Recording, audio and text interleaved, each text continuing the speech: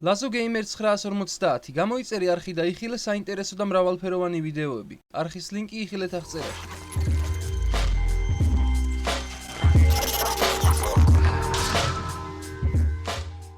მოგესალმებით მეგობრებო. დღეს მინდა გიამბოთ ერთი უცნაური ისტორიის შესახებ. ედვარდ მორდრეიკი დაიბადა ორსახიანი. ერთი წინ ჰქონდა, ხოლო მეორე კეფაზე. თვითონ ედვარდი აცხადებდა, რომ ინგლისში ერთ-ერთი ყველაზე გავლენიანი ოჯახის მემკვიდრე იყო. ნაცნობები და მეგობრები ედვარდს ახასიათებდნენ როგორც უაღრესად დადებით პიროვნებას. ამასთანავე იგი შესანიშნავად უკრავდა სხვადასხვა მუსიკალურ ინსტრუმენტებზე.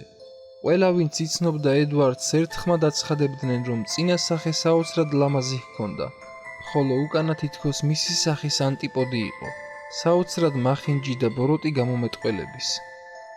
მედიცინაში ამ პათოლოგიას კრანიოფგამუს პარასიტიკუს ჰქვია. ანუ როცა ერთი თავის ქალაზე ორი სიამის ტყუპის სახეა გამოსახული და სწორედ ედვარდს ხვდა წილა და მავადმყოფობით დაბადებულიყო. ეს ადამიანი შემდგომ ნელ-ნელა გაერიყა ახლობლებს. ის თავის ოჯახის წევრების ნახვაზეც კი უარს ამბობდა. მოწმეები ყვებიან, რომ მეორე სახეს არასდროს ხმა არ ამოუღია, არც საჭმელი უჭამია, თუმცა თვალები ყოველთვის ყურადღებით აკვირდებოდა მიმდინარე მოვლენებს. აგრეთვე მეორე სახეს გაღიმება და დამანჭვაც შეეძლო.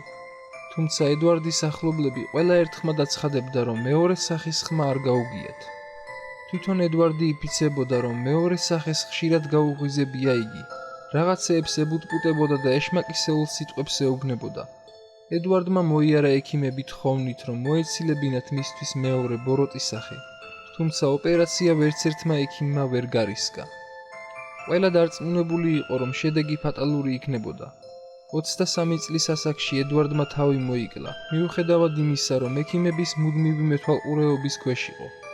თვითმკვლელობის შემდეგ ნახეს მისი დაწერილი ბარათი, სადაც წერდა, რომ სიკვდილის შემდეგ მაინც მოეცილებინათ მისთვის მეორე ბოროტი მობუტპუტე სახე, თორემ საფლავშიც არ მოასვენებდა მას.